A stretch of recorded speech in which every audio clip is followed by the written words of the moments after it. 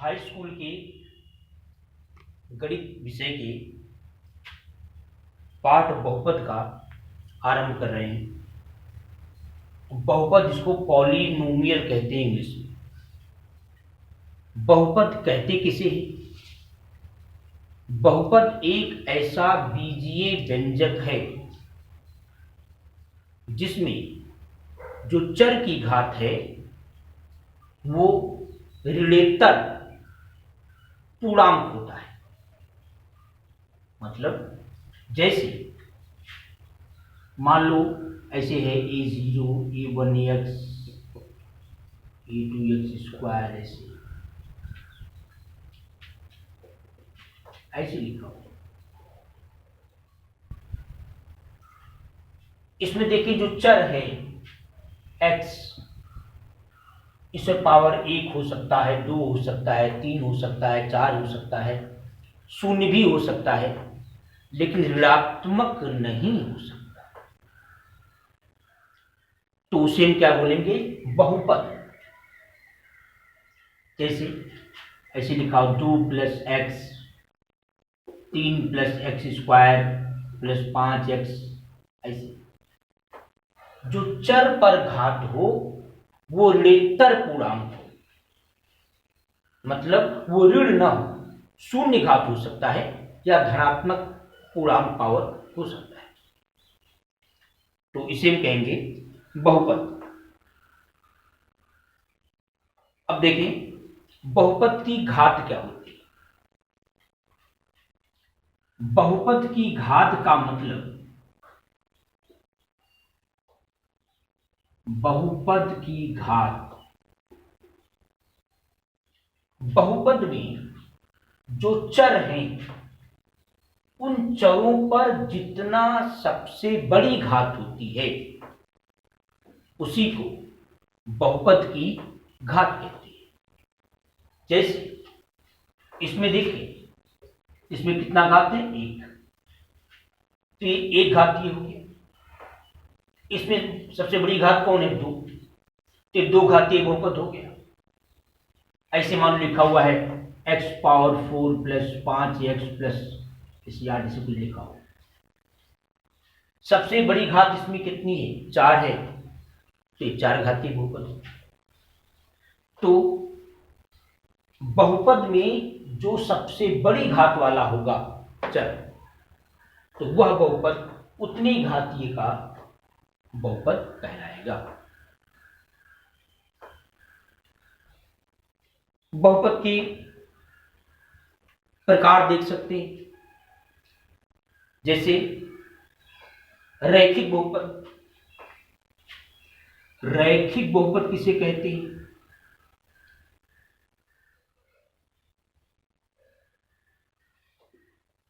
रैखिक बहुपद मतलब ऐसा बहुपद जो एक घातीय, यानी जिसमें चर पर एक से बड़ी घात न हो, उसको कहते हैं रैखिक बहुपद।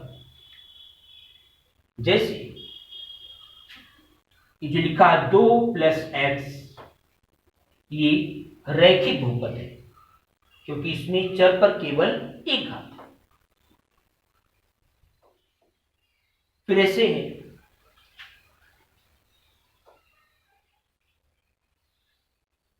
रैखिक बहुपद के बाद द्विघात बहुपद।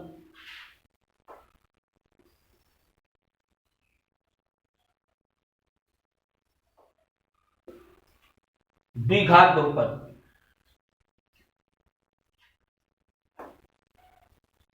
Quadratic polynomial. द्विघात बहुपद क्या होता है? ऐसा बहुपद जिस पर सबसे बड़ी घात 2, जैसे x² + 5x + 6 से लिखा हो, तो ये कहलाएगा द्विघात बहुपद। ऐसे ही त्रिघात बहुपद। त्रिघात बहुपद का मतलब ऐसा बहुपद जिसमें सबसे बड़ी घात 3 हो, वो कहलाएगा त्रिघात बहुपद। जैसे ऐसे लिखा हो x³ + 4 5x प्लस 4 ऐसे कुछ लिखा हो, ये कहलाएगा त्रिघात बहुपद। इस तरह से चतुर्घात हो सकता है, पंचम घात का बहुपद हो सकता है। अब इसके बाद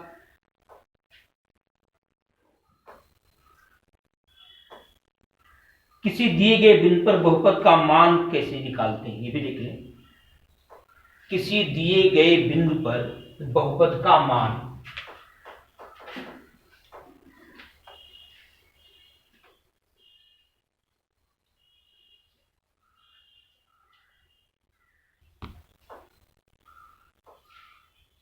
मान लो कोई बहुपद दिया है इतना, इसको ऐसे लिखे थे पी एक्स, यक्स का ये फलन है, पी एक्स बराबर इतना लिखा हुआ है, ये कोई बहुपद दिया हुआ है।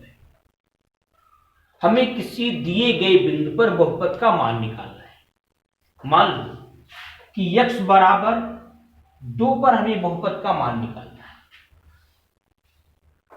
इसका मतलब है कि जहां यक्स है वहां क्या लिख देंगे 2।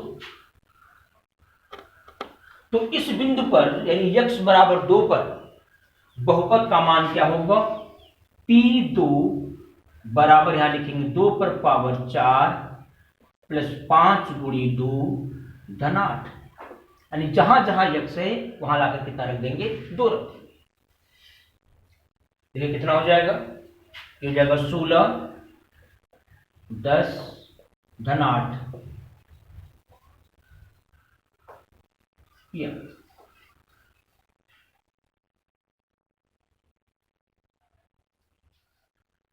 ये हो गया किसी दिए गए बिंदु पर बहुपद का मान कैसे निकालते हैं। अब देखिए बहुपद के शून्य, बहुपद का शून्य क्या होता है। बहुपद के शून्य का मतलब हम यक्स के स्थान पर कोई ऐसा वैल्यू रख दें, एक ऐसा मान कि वो रखने पर पूरा बहुपद शून्य हो जाए। जैसे मान लो हम यक्स के स्थान पर अगर k रख दें, तो अगर k रखने पर ये वैल्यू शून्य आ जाए तो k इस बहुपद का शून्यक कहलाएगा। जैसे एग्जांपल लेते हैं, मान लो px बराबर लिखा हुआ है एक्स स्क्वायर माइनस 2। अगर हम x के स्थान पर 3 लें, देखिए P3, अगर हम 3 लेते हैं तो देखिए क्या आ जाएगा, 3 का स्क्वायर माइनस 9। 3 का स्क्वायर कितना होता है 9, माइनस 9 बराबर 0।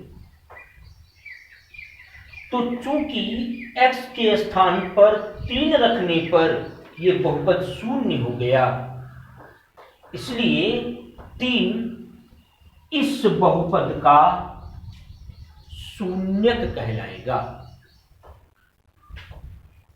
तो शून्य का मतलब x के स्थान पर जो मान रखने पर वो बहुपद शून्य आ जाए, वह मान उस बहुपद का शून्यक कहलाता है। और देखिए अगर इसका हम बहुपद का ज्यामितीय निरूपण करें,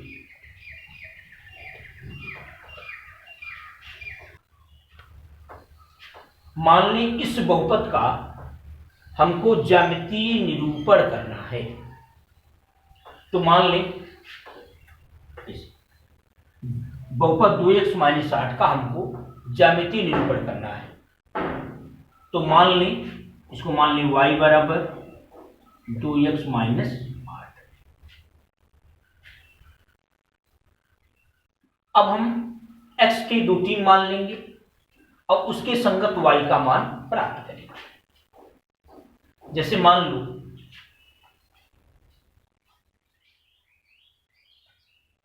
x लिखते हैं यहां y, हम x का मान मान लो 0 ले रहे हैं।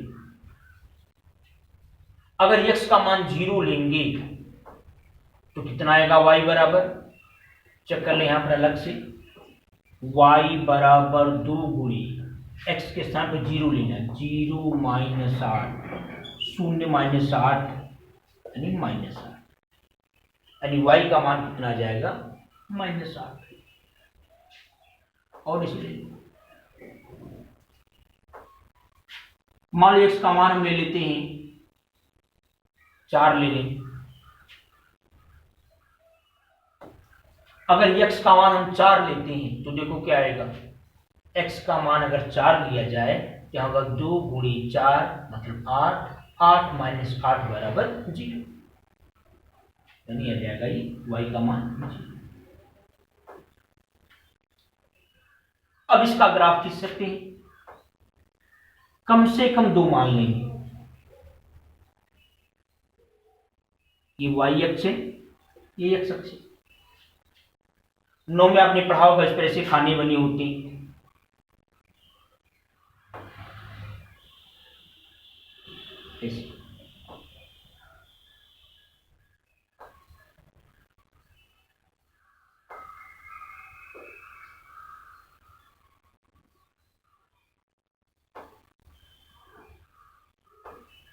पहला पॉइंट हो क्या है, 0 माइनस 8, 0 माइनस 8, एक्स का मान 0, 0 मतलब ना इधर जाएगा ना इधर जाएगा, और माइनस 8, माइनस 8 का मतलब देखें नीचे, y का मान निगेटिव होगा तो कहां आएंगे, मूल बिंदु के नीचे, y का मान धनात्मक होगा तो मूल बिंदु के ऊपर। देखिए 1 2 3 4 5 6 7 8, ये हो गया 0 माइनस 8, यानी x का मान 0, x का मान 0 का मतलब ना मूल बिंदु के दाहिने जाएगा ना बाएं जाएगा, और y का मान माइनस 8 मतलब नीचे 8। दूसरा लें, x बराबर 4 y बराबर 0, x बराबर धन 4, 4 है, 1 2 3 4, और y का मान 0, 0 मतलब ना ऊपर जाएगा ना नीचे जाएगा, तो हो गया 4 का मान 0। ये पॉइंट इन लोगों से मिला, इसका हो गया ज्यामितीय।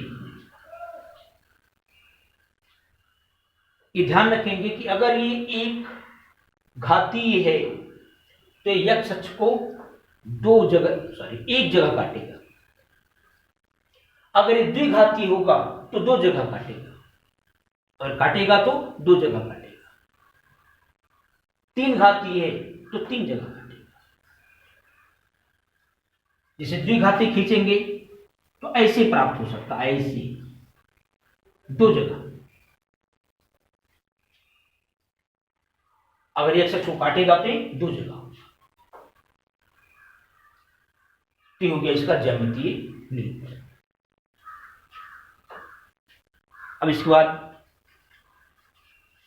आपको प्रश्नमाला में चलना है।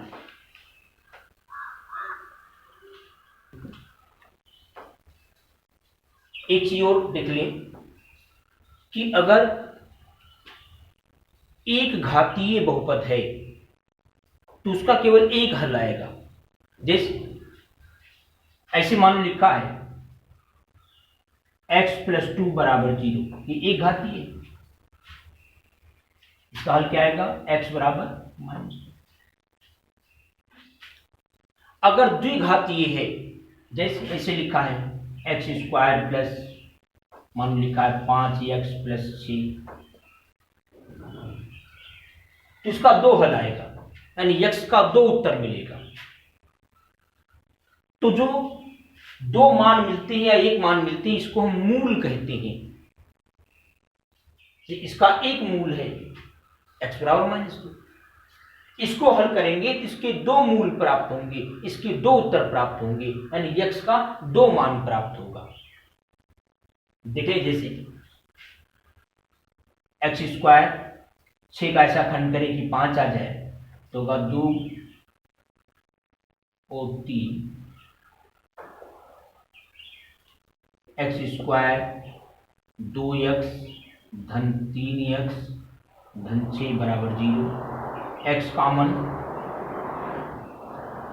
x प्लस 2, 3 इसमें कॉमन लेंगे, x प्लस 2 कॉमन ले लें, यहाँ x बचेगा, यहाँ 3 बचेगा बराबर 0।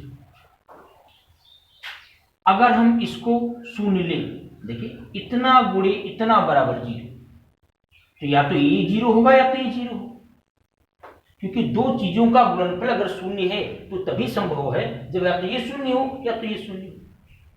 तो यदि x प्लस 2 बराबर 0 है तब x बराबर क्या आएगा, -2, और यदि x प्लस 3 बराबर 0 हो तो x बराबर क्या आएगा, -3।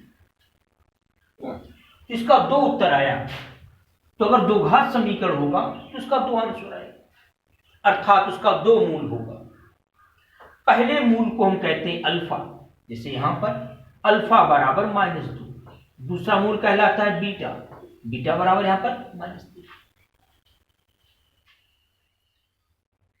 इससे संबंधित एक फार्मूला है, उसको देखिए, मूलों का योग यानी अल्फा धन बीटा, मूलों का योग अल्फा धन बीटा, ये बराबर होता है -x का गुणांक, -x का गुणांक बटे x² का गुणांक।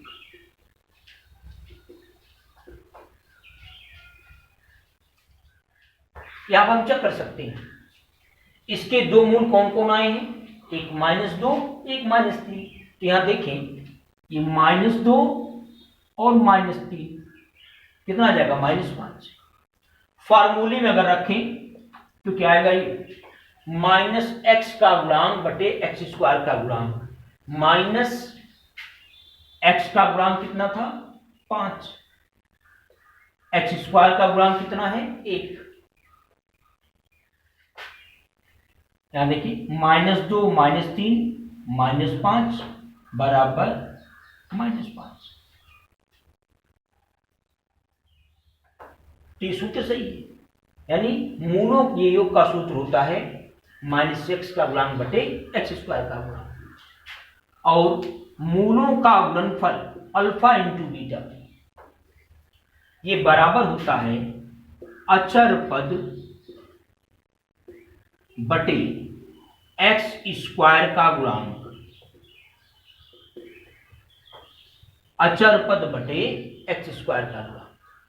आप यहां चेक कर सकते हैं, अल्फा इंटू बीटा, अल्फा का मान है -2 गुणे -3 बराबर, देखो क्या है, अचर पद, अचर पद इसमें कितना है, 6 बटे x² का गुणांक यानी 1। बाएं पक्ष में देखें, -2 गुणे -3 बराबर +6 बराबर 6। ये दोनों फार्मूला है जो इस प्रश्नमाला में आगे प्रयोग होगा। अब नेक्स्ट अगले वीडियो में फिर प्रश्नमाला पर चलेंगे।